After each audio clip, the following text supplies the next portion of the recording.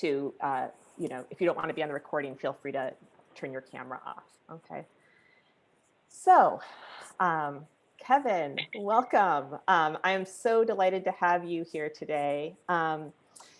Kevin is based in Atlanta now, is a digital pastor, like soul coach, mystic, like creative mystic, author of this fantastic book, Bad Theology Kills, which I love so much.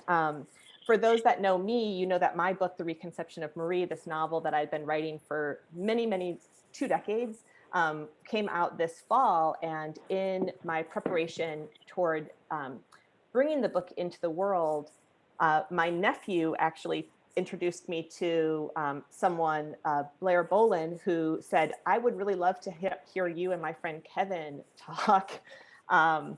And so I'm grateful to both of those people as well.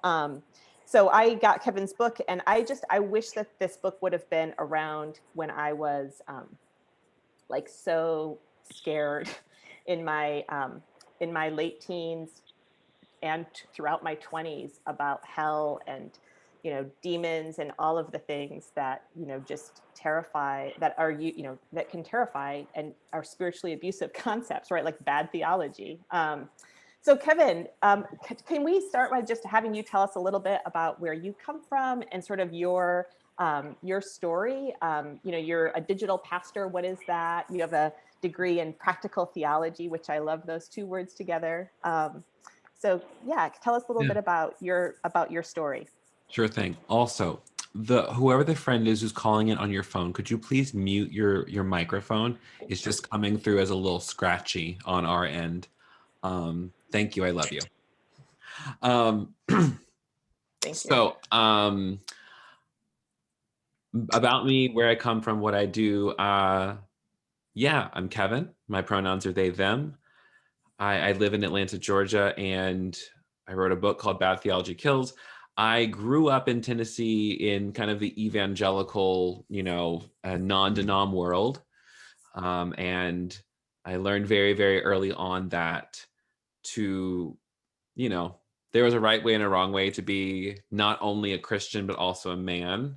Mm-hmm. As somebody who's definitely coded male a lot, like that's always been just a huge thing for me. I'm just like, I'm a gender fluid individual. So like to measure up to be a man is a little difficult for me. But then a couple years ago, when I started my coming out process in 2015, I was leaving the evangelical missions world. I was a career missionary, short career, 1.5 years, but still like that was what I was on the trajectory for.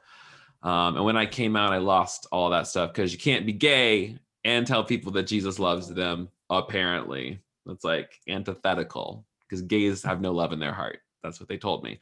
Just kidding. No, I'm not. They actually did say that, like that, but that's another story for another time. From the day that I came out online, I started working as an activist. I put it on a blog, and then I started working for a queer Christian nonprofit. Like that day. And ever since then, I've just been trying to figure out how to do this thing called follow Jesus. And I don't even know what I mean by that sometimes, but I know the thing that I'm here to do now is to really help people figure out how to do spirituality and faith in a way that not only feels real, but like actually changes our individual lives for the better, thereby healing the collective. So it's like I have the belief that once we learn how to heal ourselves, everything else can just fall into place. So live in Atlanta, got my degree at Columbia Theological Seminary. I own a dog named Tippy, and I'm a Scorpio, Enneagram 8. I read tarot cards, and I'm a very woo-woo individual, as they say. So yeah, spirituality is a broad and delicious thing for me, and it's my favorite thing to talk about, to be honest.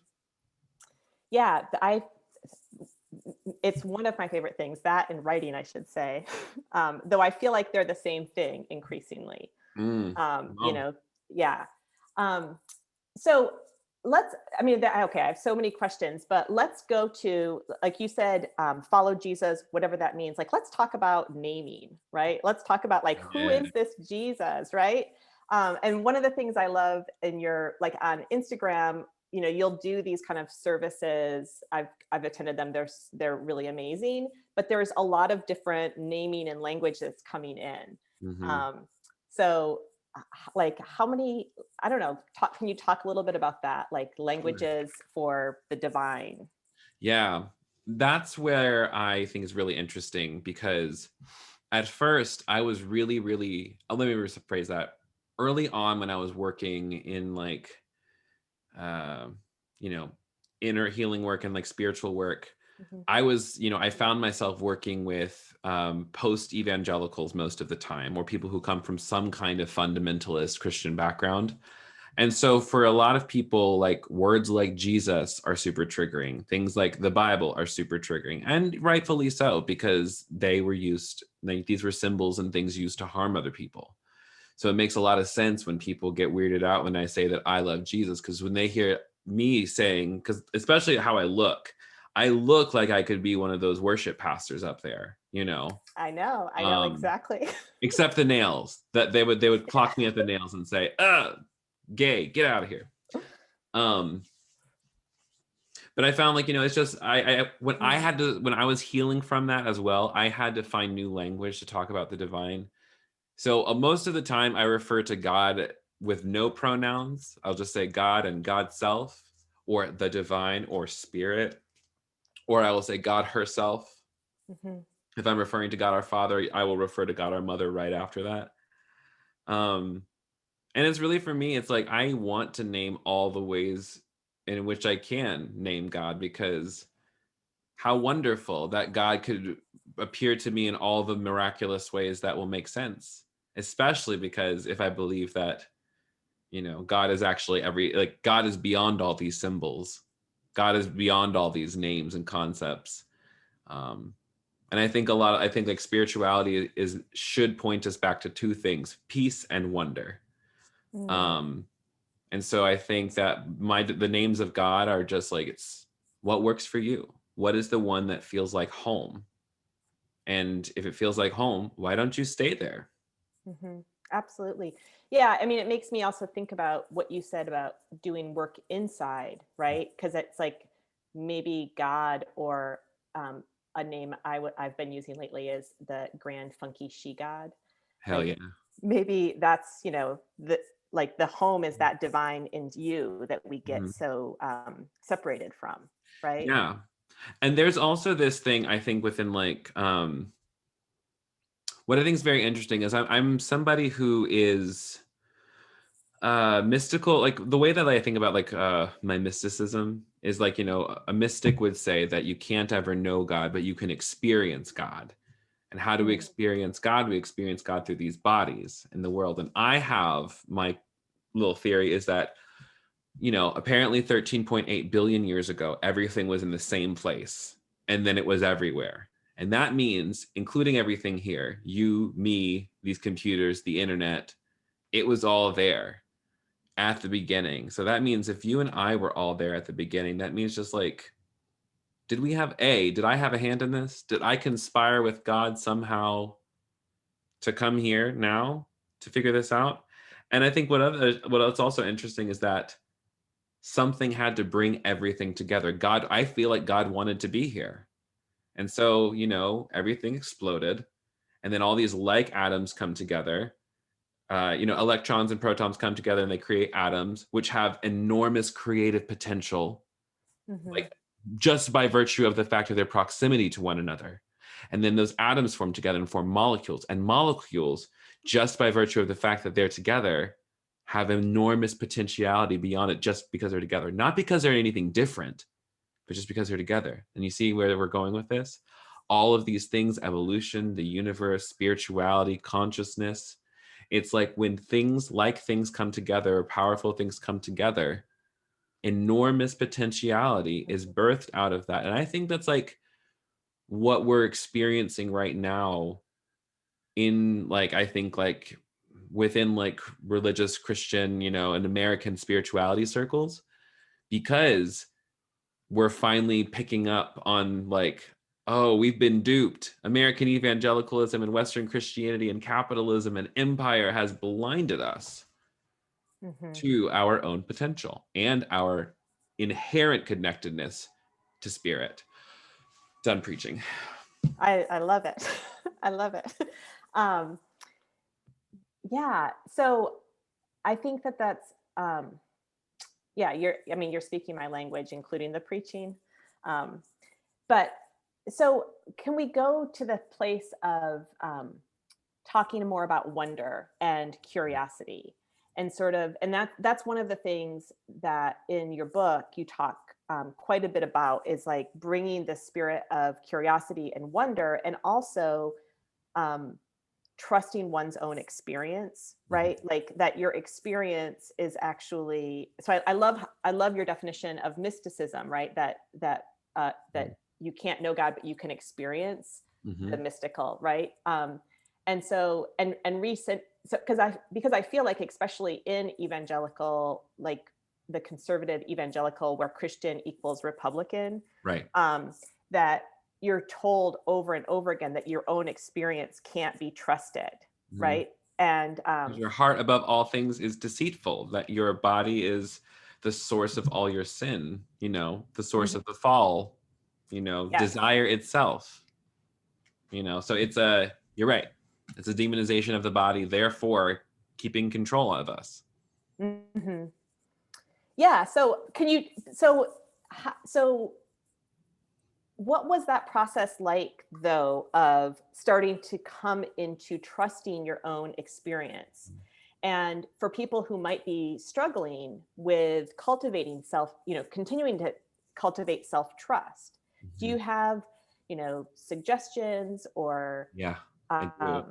Yeah. I want to start with recommending, honestly,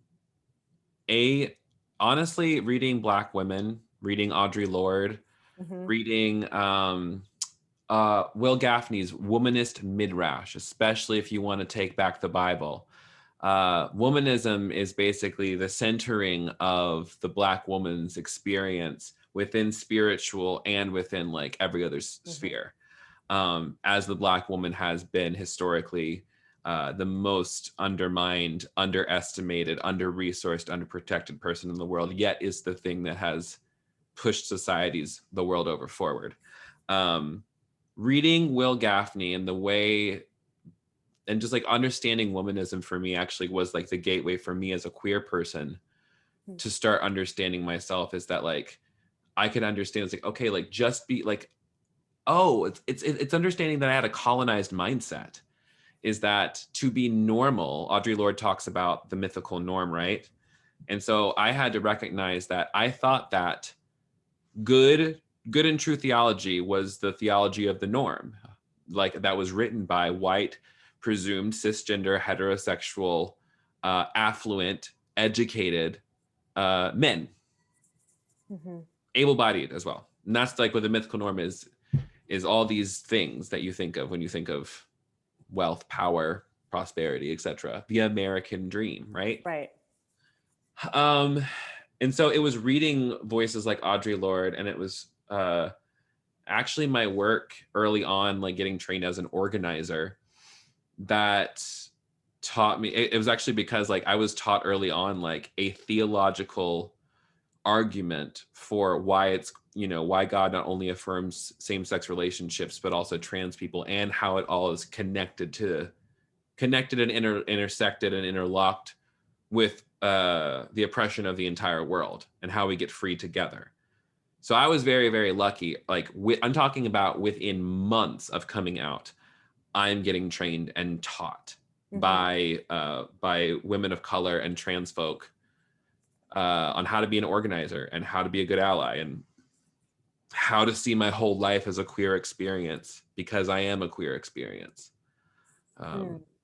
So yeah, that's where I started. And I think it was like liberation theologies, Black liberation theology, like James Cone's work. And then I think that's where it started. And I think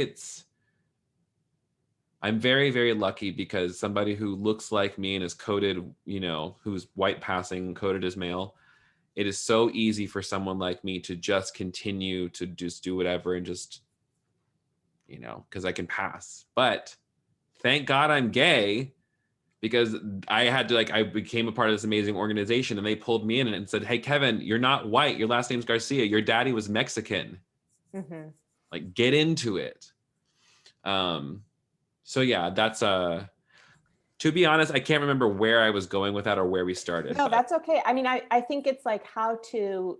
oh yeah, how do I around, accept your own experience? Yeah, and also because I think it's like so I'm in this came from super fundamentalist evangelical, but also Catholic. I was baptized twice. Nice. Yes.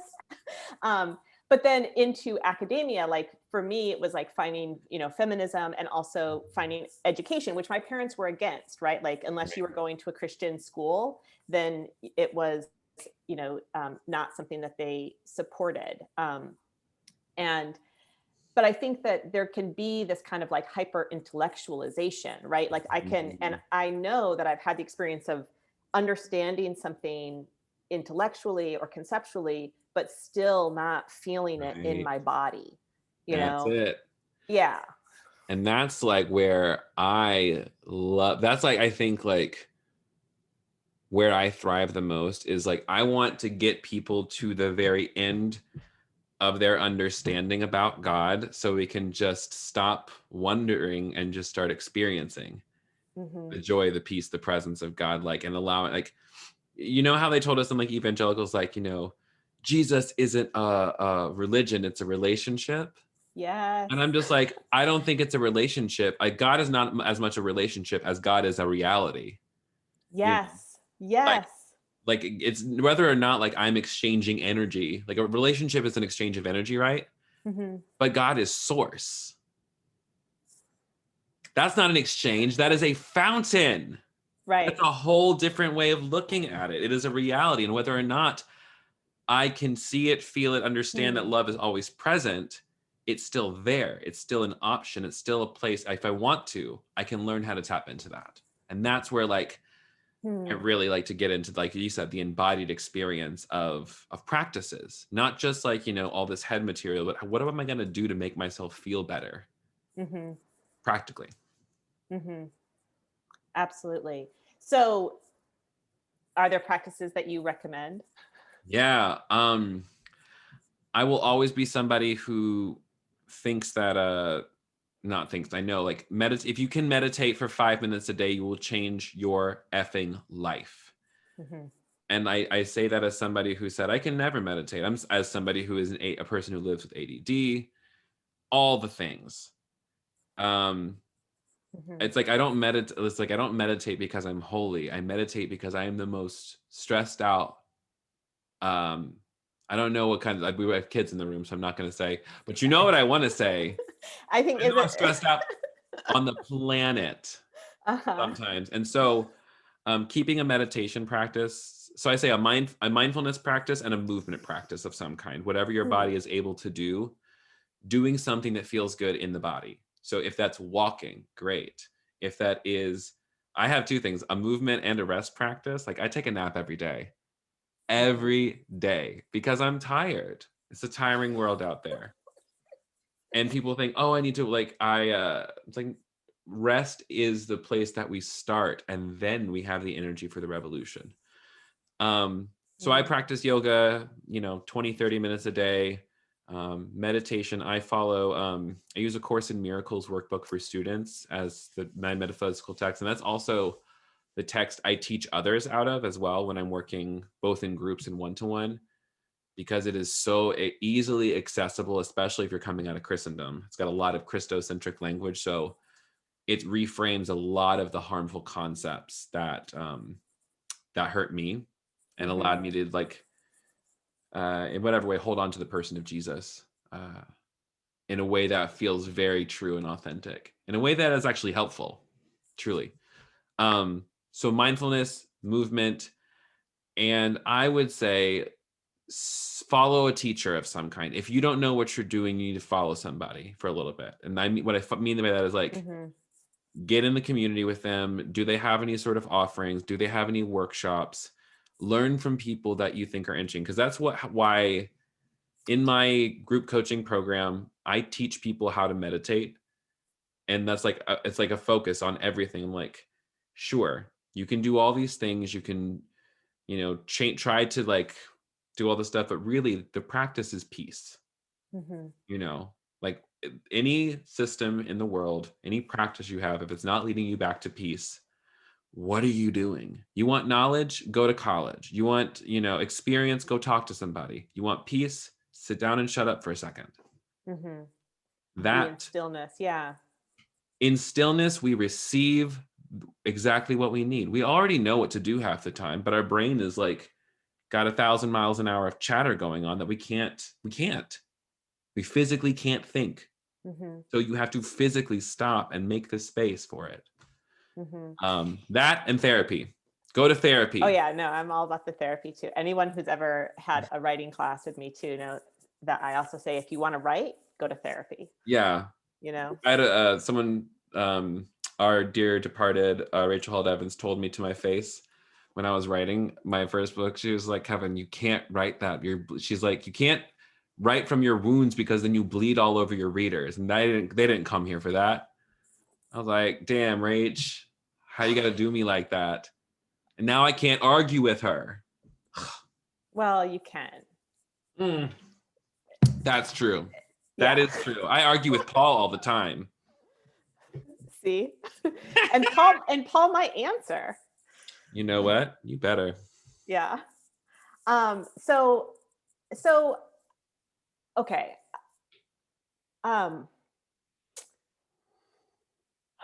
am curious about the thing of growing up in something, in a belief system that you understand even as a young person that it's toxic. And I'm talking, this has been my experience too. It's like, I felt so holed in, and yet I couldn't just say that all of spirituality, it was like I couldn't just reject it all,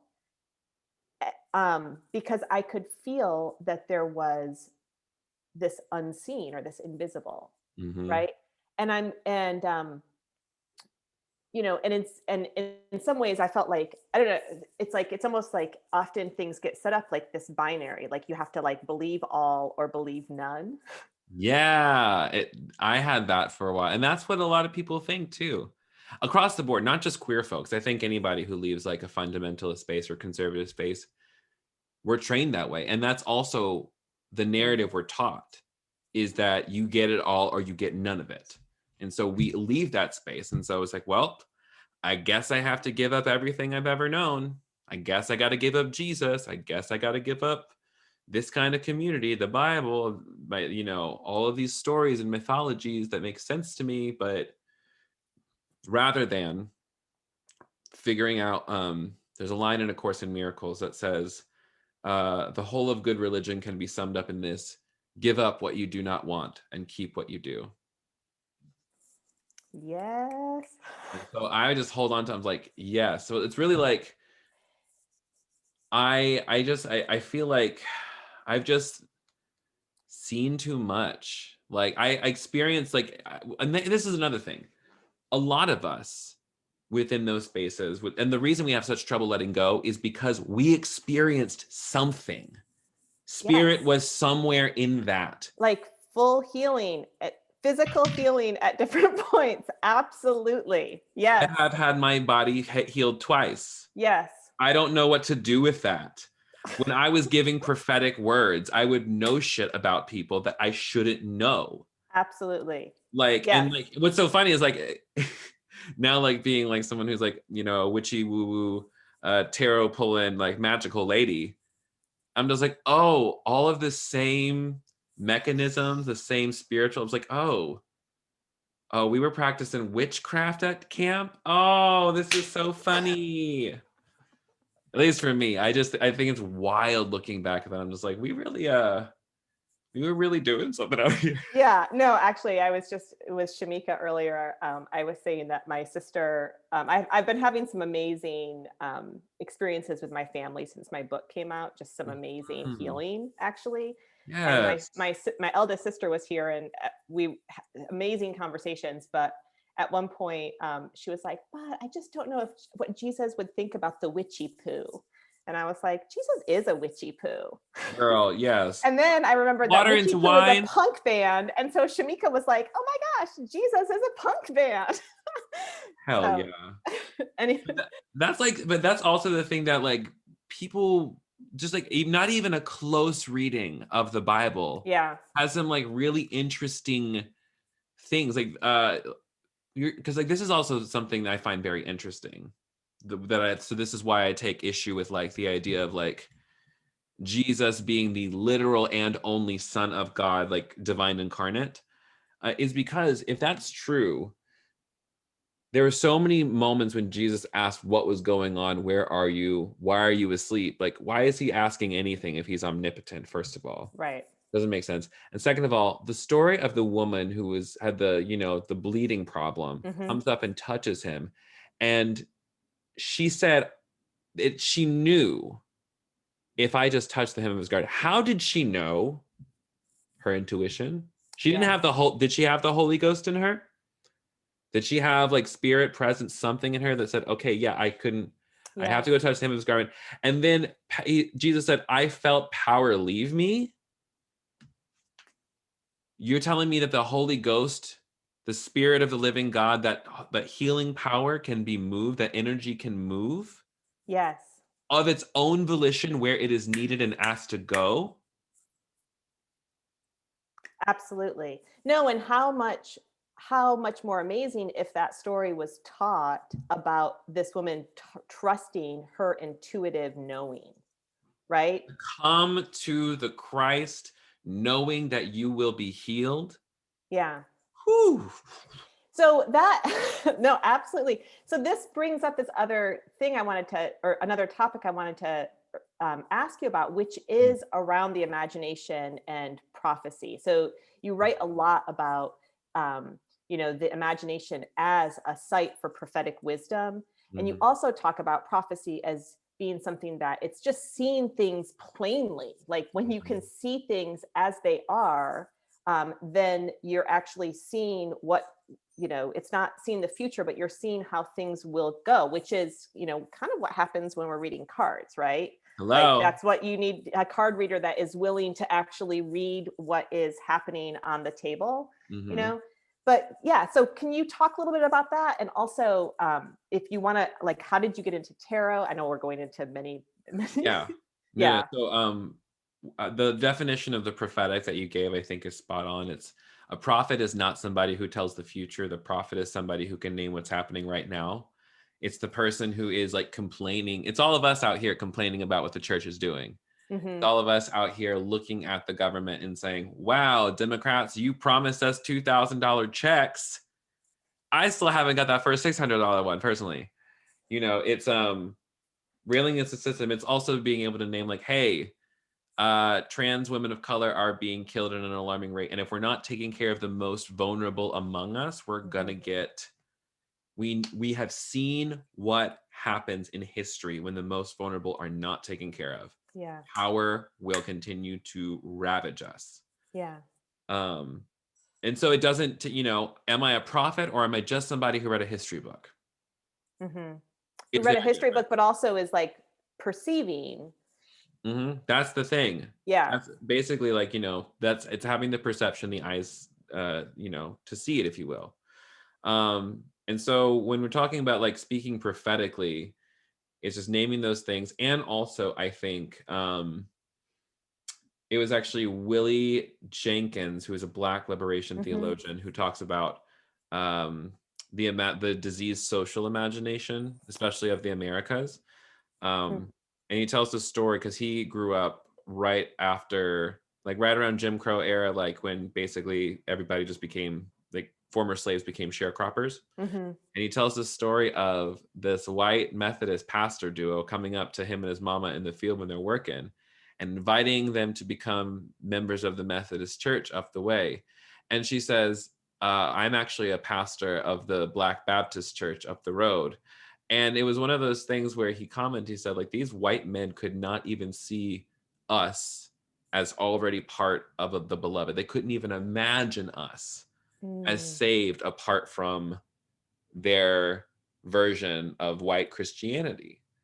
And so he talks about the diseased social imagination of America being part of the reason it has been so hard, because the imagination, again, is corrupted to think that the mythical norm, which is couched in whiteness and white supremacy of the myth, white cisgender heterosexual male, and from that, evangelicalism is born. Evangelicalism's roots was created as a movement because they wanted to be able to keep slaves, to keep people enslaved. So it's like, if that's the roots, it is no wonder what the Southern Baptist Convention has become.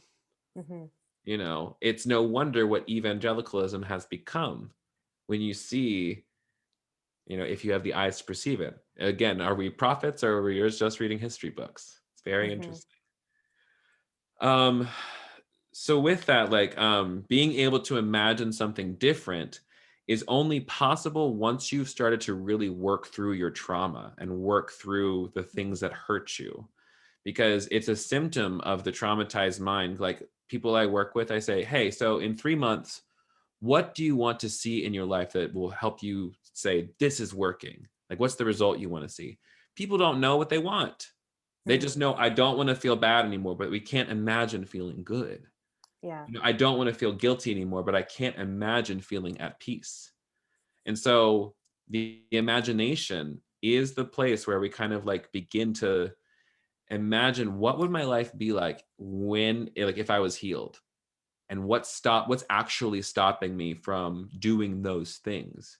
What's actually stopping us from creating community programs that help us help unhoused people? What's really keeping us from chasing after the degree that we may or may not want? What's really chasing after, like, what's really holding us back from coming out of the closet? What's really holding us back from exploring different kinds of spirituality?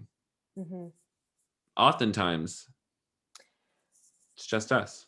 Yeah. Well, and yes, and having,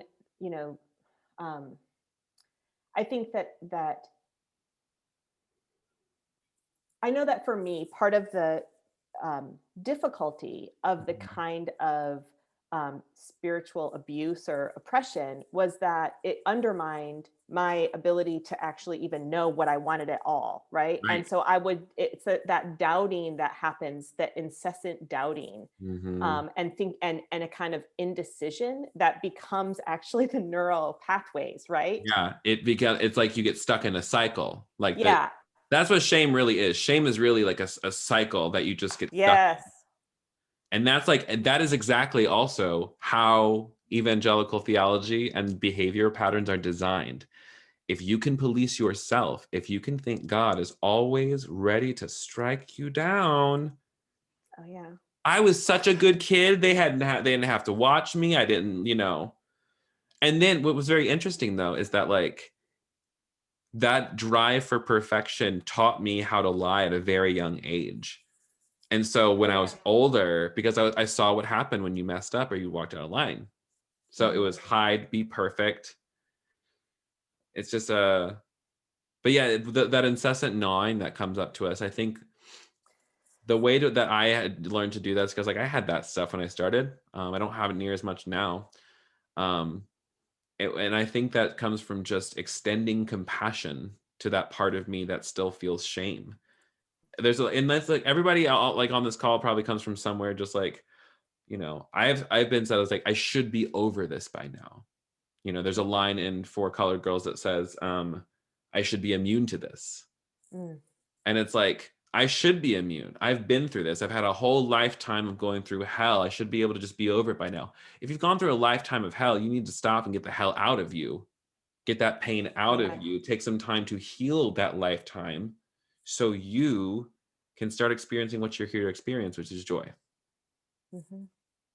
And it takes time.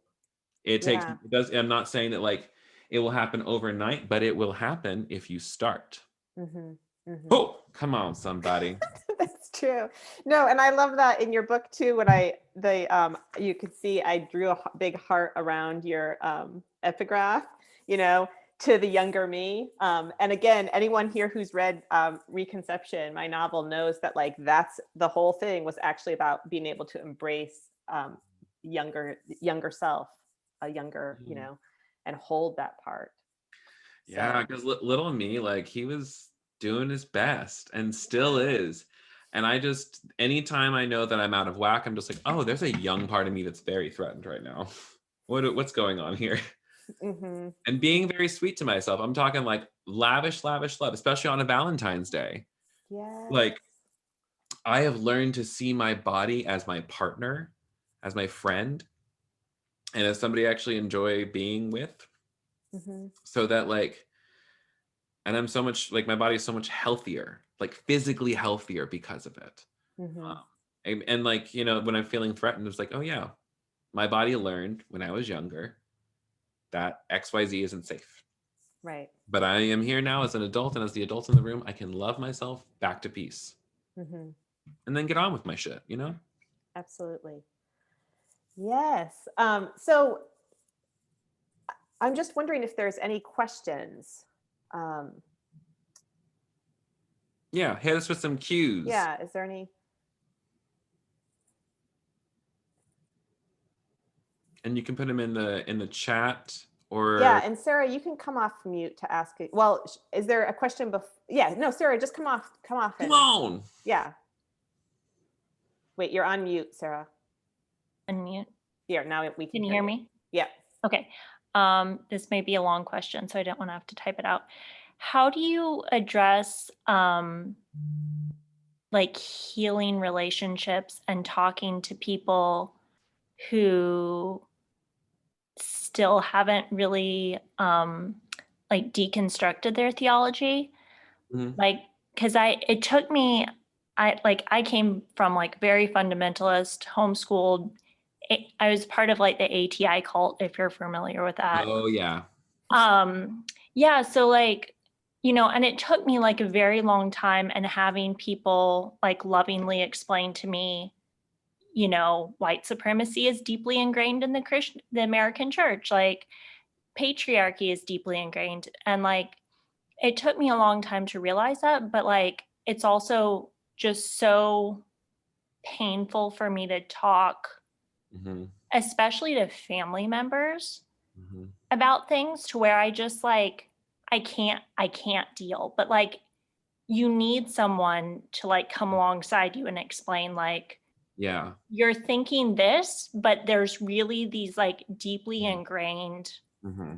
isms in that. Like how do you address like Right. I first of all, I'm going to give you one easy concept for anyone across the board. I call this is the price of admission. With any relationship, there is a price of admission, right?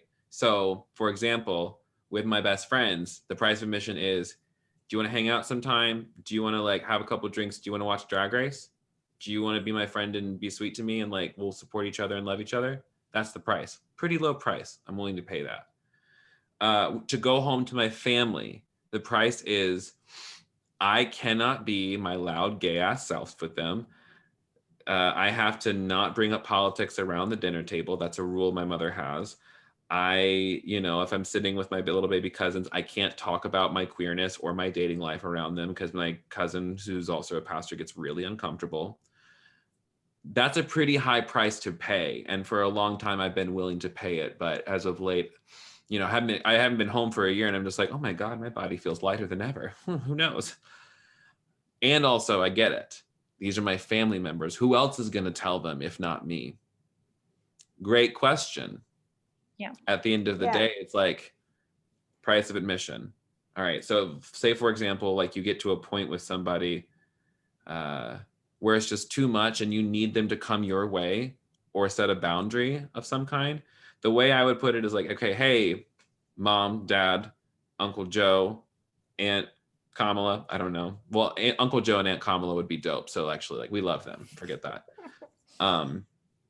but it's like, hey, you have to like bringing these big concepts like white supremacy, racism, et cetera, to people who do not have a framework for that will not listen to that. But what they will listen to is you and your story and how these things have affected you. So rather than trying to convince them of something, one has to get a little bit like investigatory. So what I would do is like, if someone in my family says, this is me, if I'm choosing to stay, and I understand that it's a little taxing, but I'm choosing to stay, how do I get what I want? I need to figure out what they're thinking and why they're thinking what they do. So when my uncle says something racist, like Black Lives Matter is a terrorist organization, I'll ask, so how do your Black friends feel when you say that? Have you ever been to a protest? Have you ever talked about those things? Oh, you don't have any Black friends? Oh, so maybe you should not have a policy about Black Lives Matter if you don't know somebody involved with it. Same thing if they say something Islamophobic. How do your Muslim friends feel when you say that? You know, when they say something sexist, hey, how do you think Mom, Aunt Sarah, whoever, how do you think any of the women feel? Like, you make me feel bad when you say things like that. So it's starting to like those really interesting, those things of just like, this is hurting me. It's hurting me, your sibling, daughter, friend, niece, whoever. And that's where it starts. And so if it's hurting you, that is the thing to lead with. I would express is like, when you're doing this, it hurts me and it makes me not want to be around you. And I need you at minimum to X. I need you to respect what I believe, and maybe we'll just leave it at that. I need you to be willing to talk about this in broader terms. I need you to be willing to go to therapy with me. And if the answer from them is no, then your relationship has to change. And that's how I phrase it is, if I like, you know, if you can't give this to me, that's fine. You don't have to do any of these things, but our relationship is going to have to change. And you don't have to explain anything beyond that. Put the ball in their court. And if they say, all right, fine. Like, yeah, I'm not going to read this book with you. You know, I was like, okay, well then I can't come around as often. Yeah. You know, and that's where we have to do the work of like, all right, they can't give me what I want right now. I need to take care of myself. I need to circle my wagons. I need to, you know, say, okay, well, if you do want to talk again about this, please read this book. But otherwise, let's not talk about this anymore. Because if it's hurting you, and it's because it sure as hell ain't hurting them. Yeah. And so you cannot exhaust yourself. Your exhaustion is not your greatest gift to the kingdom of God. Your wholeness and your healing is. So if it's making you feel bad trying to save them, oftentimes our family will not get it from us. It's very unfortunate. Yeah. Can I, and the other thing, I just want to, you know, for years, I would do the thing, like if the price of admission is like, I can't talk about being gay, then you can't say racist shit around me, right? Like, you know, that's a fair exchange. And so I would, you know, like with my uncle, bless his soul, you know, when he would start to say something and I knew that he wouldn't, if I was to say like, that's hurtful, he would just be like, I don't care, you little shit. That's a term of endearment. So I would be very like performative, funny, like, haha, like slap my knee, not around me, and just walk away, right? Yeah. Because it's like, which is just letting them know I'm not there. I'm not there for that, right?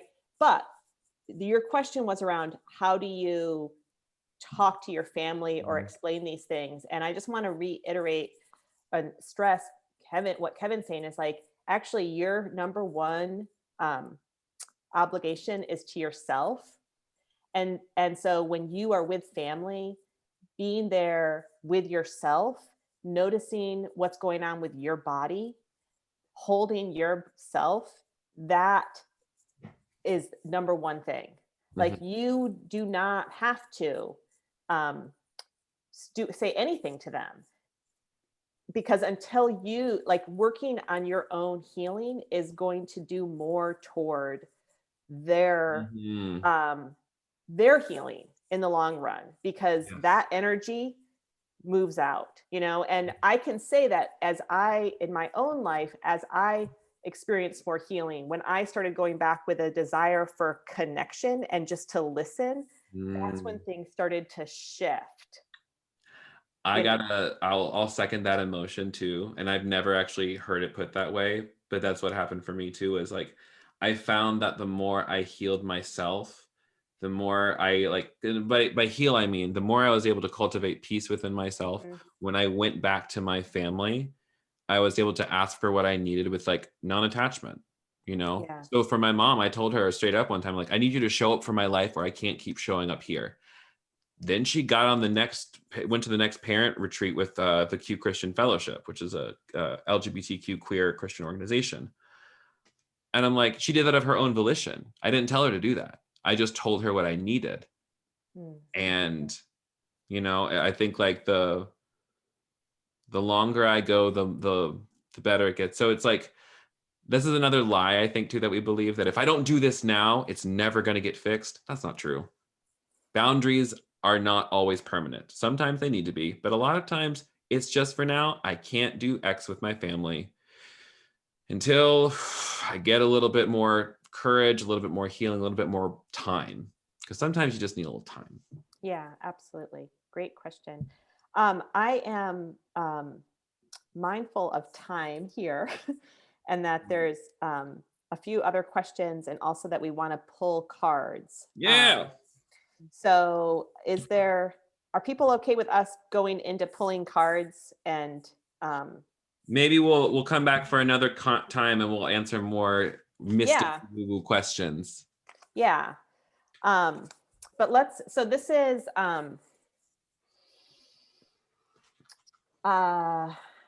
pulling a card that would be sort of a message for this community who is assembled here.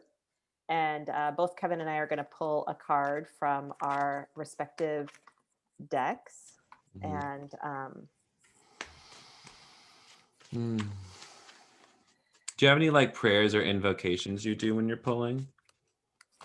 Yeah, I always ground and center. Well, it depends on the kind of level, right? I often recite Psalm 23 3 times when I'm getting ready to do an actual like an hour-long reading for someone. But then I call in, my guides, my counsel, my well ancestors, and imagine them encircling me too. How about you? It's about the same. I always just like ground down and basically the same. I think everybody's got the same thing. I'm just like call in my people. Let me circle the wagons. So let's do that real quick if you don't mind. I'll do just a little prayer. Okay. Prayer. I always tell people I will start with prayer because I'm a good Christian woman. You know what I'm saying? Holy One, Eternal One, Light of lights, Spirit of spirits, the one who is here and will always be here. We thank you for your presence. We thank you for this circle of people assembled. We love you because you love everything and you love everything by becoming it.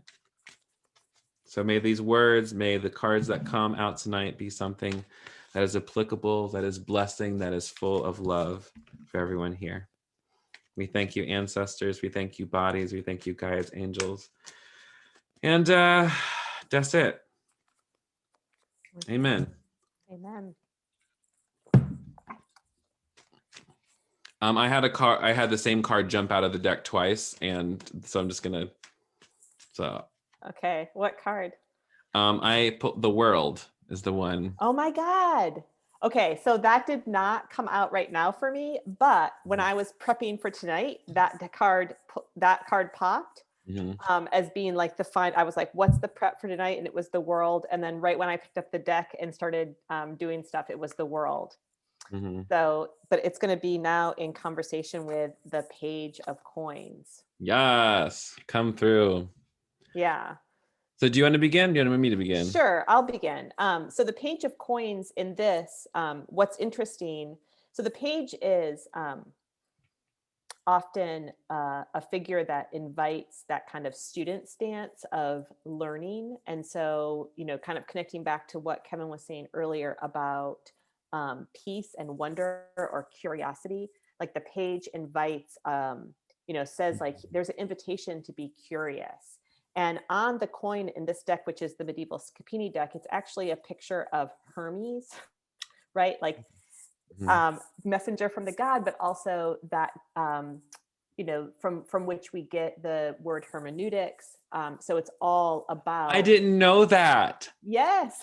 So it's all about like being a student of the way that how can shifting your position or shifting your like the way that you're seeing something, like actually like literally the position that you're looking at something, change your experience. And actually I'm feeling compelled right now to also just share this technique that I learned recently in this class I'm doing for empaths with Lola Pickett, where she talks about this experience of having somebody being on the stage with this in a theater training, and somebody saying like, so how do you feel right now? And she said, anxious. And then the person went, how do you feel now? Curious. How do you feel now? Confused. How do you feel now? So this thing of like understanding that our positions also can shift around, like if you find yourself in a feeling, snap your fingers. How do you feel now? How do you feel now? Like let yourself actually shift through different feeling perspectives toward the, toward the world, I guess. Yeah. Which leads us to the world. Yeah. Yeah. I think that's brilliant, because if the world is the final card in the major arcana, it pictures usually a female bodied individual or just like a motherly figure. I always just say, it was like, it is a woman, her titties are out. She is just loving her life. She's carefree. She's connected to everything, and she's joy filled. And because I'm a good Christian woman, the verse that comes to mind is like, do not fear the world, for I have overcome it. So as we're in like this place of being a student, as we're in the place of learning how to be connected to the earth and connected to our bodies, it's also like, have this attitude of everything I want is already accomplished. Everything I want I'm already moving towards that. Like, this is not a pipe dream. This is my reality, my future, and my inheritance. Like, this is Yes. this is mine. And I think we could go into all the symbology around having all these different animals up here, these different angels watching out for us. But the attitude of the world is like, let yourself like kind of go there. Give yourself to the joy of like getting through the end of the cycle. And the fact that we're getting to like the end of retrograde, it's like, yes, we're almost through. So it's like this one, like if you are coming to like, if it feels like you're coming to the end of a cycle, you're coming to the, it also means that there's a lot of new beginnings coming up for you. So like, what would it be like for you to take what you've learned in the past cycle as a student into your next one and maintain that same joyful optimism about yourself? Absolutely. What deck is that? I love that. I love the chicken head. Yes. So this is the Neo Tarot deck.